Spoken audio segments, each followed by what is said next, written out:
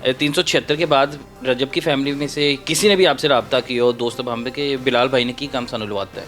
Police ने facts देखे हैं, चैट्स देखी हैं और पुलिस ने इसे पूछा भी है सलमान से, एसपी साहब ने, कि आप उसके साथ रिलेशनशिप में? उसने कहा मैं रिलेशनशिप में था। तो मैंने इसका केस लेने से इनकार कर दिया था। आयशा जट का मैंने केस नहीं लिया।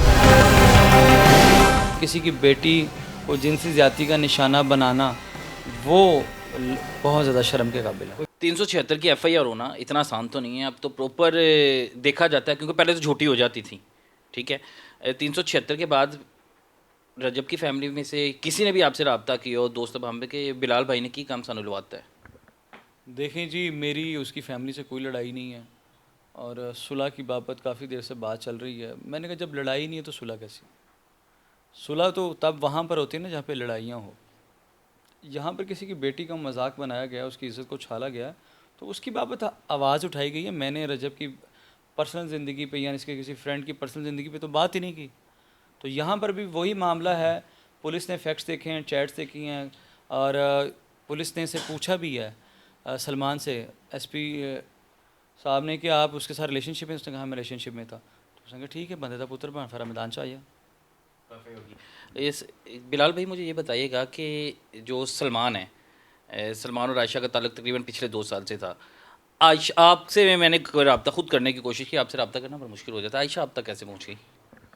देखिए जी, उस्मान ज़ेब नामी इस्लामाबाद का कोई पॉडकास्ट वाला बंदा है, वो मेरे ख़िलाफ़ वीडियोस लगाता था।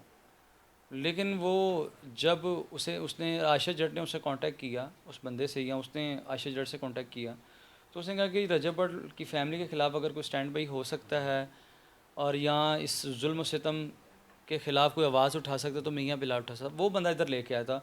तो मैंने इसका केस लेने से इनकार कर दिया था। आयशा जट का मैंने केस नहीं लिया। मैंने कहा भाई है बदनामी दा बाई से, कल नू तेरा दीन मज़हब का कौन नहीं पता, तू बैठ जाए। तो मैंने तब भी एक वर्ड में एक वीडियो पैगाम जारी किया, मैं कि आप लोग बैठ जाएं, दोनों फैमिली इस मसले को ख़त्म कर लें। लेकिन जब मैंने देखा ये मामला क्लियर नहीं हो रहे, उसको मजाक बनाया जा रहा है और बेचारी बेयारो मजगार अकेली खड़ी है, तो देन मैंने इसको सपोर्ट किया और एफआईआर हुई है। फीस भी नहीं ली? फ़ीस बिल्कुल भी नहीं ली, किसी किस्म का कोई मुआवजा नहीं लिया, ना फ़ीस ली। यानी फिजिकल भी खुद ही, पैसे भी खुद ही, सारा मतलब अब खर्चा खुद ही कर रहे हैं? मैं ये देखो, वकीलों का कौन सा खर्चा होता है? ₹10.5 लगने ने ताड़ा 10 लाख रुपये लग जाना।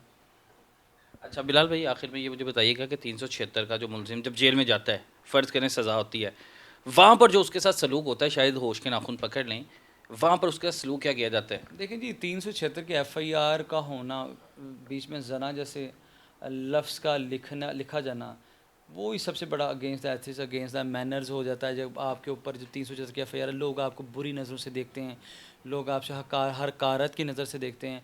फिर अंदर भी जब आप अंदर जाते हैं, ताहम भी जो दूसरे कैदी हैं, जो मुल्ज़मान हैं, वो भी आपको बड़ा घटिया, बड़ा गंदी नस्ल का, बड़ा अजीब अजीब से कमेंट्स करेंगे, आपको गाली गलौज करेंगे, सफाइयाँ कराएंगे, आपको इंसान वो समझेंगे नहीं अंदर। बाकी जबकि दूसरी जो जिन पर एफआईआर हुई होती है उनको इस कदर तसलील नहीं दी लड़ाई जाती। झगड़े की एफआईआर्स हैं, उनकी बाबत चलता है, लेकिन किसी की बेटी को जिनसी ज़्यादती का निशाना बनाना वो बहुत ज़्यादा शर्म के काबिल है। कोई पैगाम देना चाहते हैं रजब की फैमिली को, सलमान लोगों को? और मैंने सुना कि सलमान शादी के लिए तैयार है, जो रजब मना करते हैं। मैं यहाँ पर यही नसीहत करना चाहता हूँ और पैगाम देना चाहता हूँ कि यहाँ पर रजब की फैमिली लोगों को चाहिए कि आयशा की फैमिली के साथ बैठें और अच्छे तरीके से एक छत के नीचे अपने मामला हल कर लें, बजाय इसके कि आप दोनों फैमिली सोशल मीडिया पर शर्म का बाइस बने। एक दूसरे की बिल्कुल ऐसी है इज्जत उछालें।